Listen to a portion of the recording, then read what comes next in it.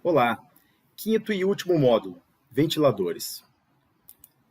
Bom, os ventiladores são turbomáquinas geratrizes que se destinam a produzir o deslocamento dos gases, transferindo energia através de um rotor.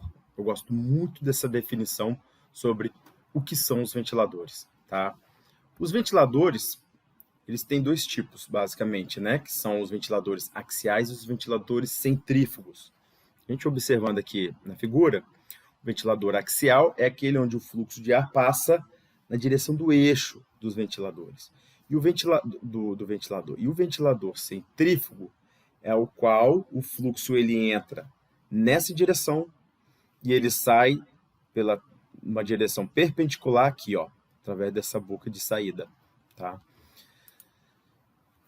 Tipicamente na indústria, né, a gente costuma ver uma quantidade de aplicações maiores aos ventiladores centrífugos, tá? Ele é um ventilador mais robusto, etc. Então, por isso que aqui eu vou comentar um pouquinho mais sobre os ventiladores centrífugos, entendeu? Bom, falando sobre os componentes, né? Componentes de um ventilador centrífugo.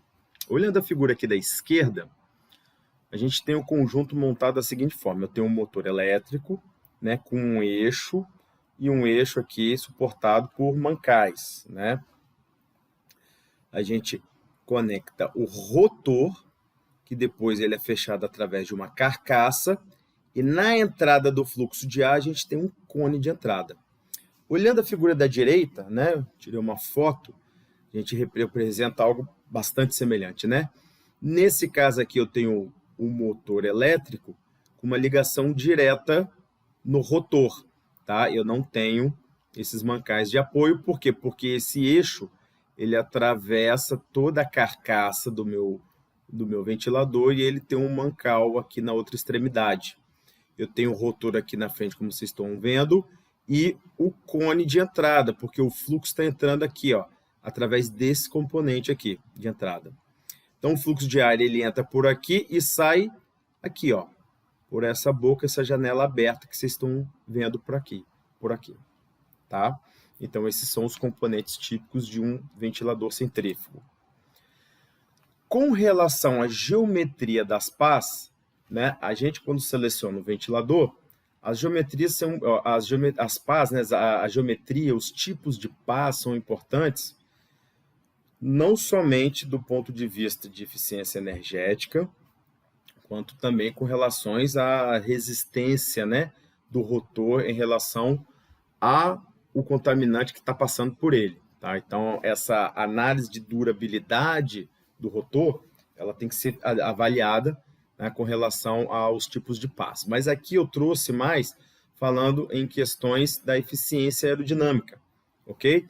Então, temos o tipo de pás, curvas para frente, como vocês estão observando aqui, ó, o rotor ele gira nessa direção e tem umas pás curvadas para frente, com eficiência máxima típica de 70%, tá? Máxima, né? Pás radiais, também com 70%. Pás radial tip, ou seja, são pás retas, onde na ponta a gente tem uma pequena inclinação, tá? Pás inclinadas, planas, né? Inclinadas para trás, conforme vocês estão observando aqui no desenho, e as curvas para trás, ou seja, começa a ter um formato mais aerodinâmico. Observem que a eficiência pula, né, de 80% para potencialmente 85% máximo, tá, gente? Ou potencialmente, cada caso é um caso, cada fabricante tem a sua tecnologia. Então, eu estou trazendo essa informação aqui, não só para comentar sobre os conceitos, mas esse, na minha opinião, é um dos conceitos extremamente importantes que devem ser debatidos, tá, com os fabricantes. E nós temos a pás de formato aerofólio, onde tipicamente elas são capazes de produzir a maior, de fornecer, né, uma eficiência, de operar com uma eficiência energética mais alta, ou seja, há um desperdício muito menor de energia. A eficiência máxima pode chegar, em alguns casos, até em 90%. Claro que isso tudo varia de caso a caso, tá, pessoal? Eu já vi esses números variarem bastante para cada configuração, dependendo da aplicação e da tecnologia que cada fornecedor consegue proporcionar, tá bom? Mas quando a gente fala nos ventiladores, eu trouxe aqui, né, o ponto-chave para a gente. Nós temos que entender sobre o ponto de operação. Então, falar sobre curva do sistema, a curva característica de um ventilador, tá? Curva de potência é essencial, tá bom? Eu vou falar de uma forma um pouquinho mais curta e objetiva, detalhada, tá? Em cada slide, eu gostaria que vocês prestassem muita atenção. Curva do sistema. O sistema é tudo aquilo que não tem, onde eu não tenho o ventilador. Ou seja, se você pega o sistema de ventilação local exaustora, como nós vimos, o sistema é tudo aquilo onde eu não tenho ventilador. Então, desde os captores, rede de dutos, equipamento de limpeza de gás e na saída a chaminé, tá?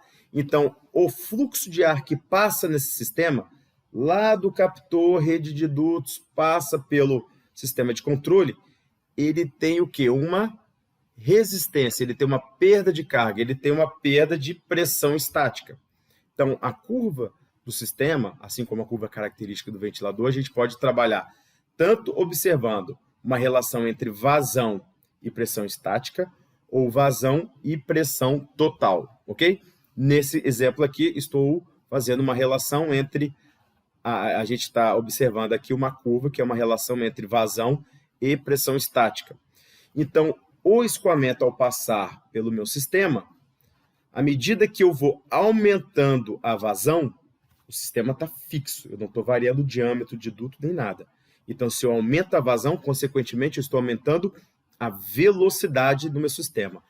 Eu tenho um aumento de perda de carga mostrada através de perda de pressão estática, tá, gente? Conceitualmente, lá em mecânica dos fluidos, a gente conversa muito mais sobre a definição correta, sobre o que é uma perda de carga, que é a perda de energia. Aqui eu estou falando sobre a perda de pressão estática, tá bom?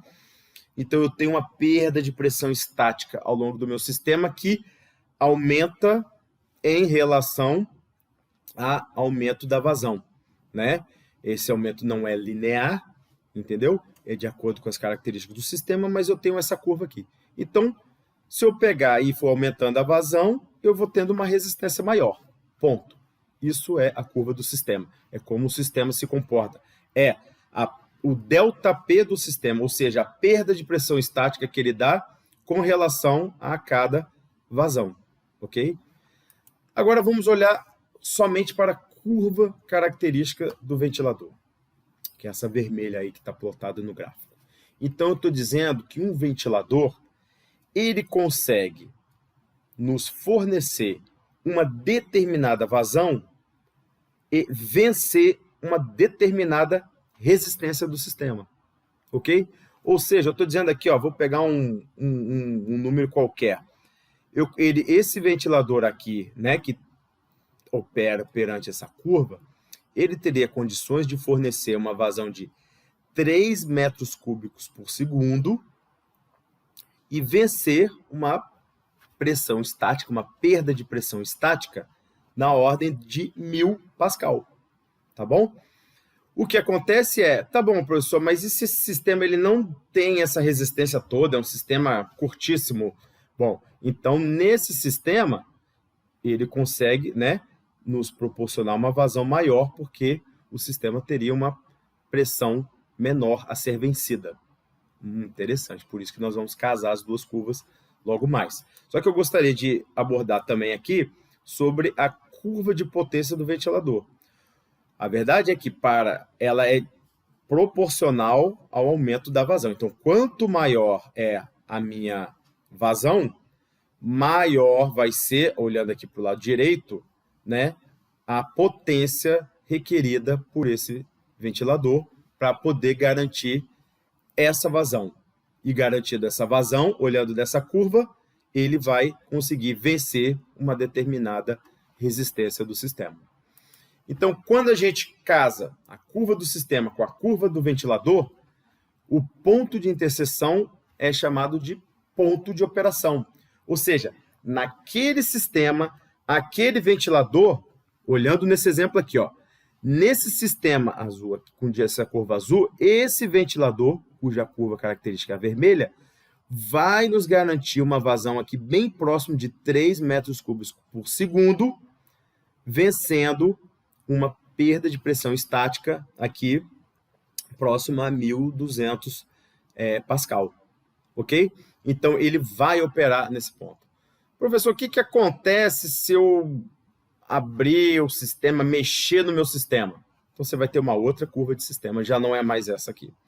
Não, mas o que acontece se tiver um furo no meu sistema? Furou uma tubulação. Esse sistema passa a ser um outro sistema, então seria uma outra curva, então ele vai ter um outro ponto de operação. Então é assim que funciona. Nesse ponto de operação, estou dizendo que esse ventilador será capaz de nos fornecer essa vazão, vencendo essa resistência e, olhando aqui a curva, ele vai precisar dessa quantidade de energia, tá? Para fazer toda essa função, ok? Bom, pessoal, esse gráfico, eu acho que toda vez que vocês trabalharem, né, na seleção, na avaliação de um ventilador e do sistema, eu acho que é um ponto onde requer muita atenção, tá? Eu sempre recomendo investir um tempo, olha, observa, avalia, discute, porque aqui é onde a gente consegue matar diversos problemas, principalmente quando a gente está avaliando questões, né, fazendo alguma análise de diagnóstico de problemas operacionais, de eficiência do sistema, tá bom? Bom, eu espero que esse mini curso tenha sido interessante para vocês, né? Que as informações tenham sido informações relevantes. Espero que vocês possam trabalhá-las, né? E utilizá-las aí na sua carreira. Fico à disposição, tá? Para qualquer dúvida, troca de informações. Eu estou sempre aqui aberto para a gente poder compartilhar, tá? Conhecimento. Ok? Muito obrigado pela atenção, tá? Tchau, tchau.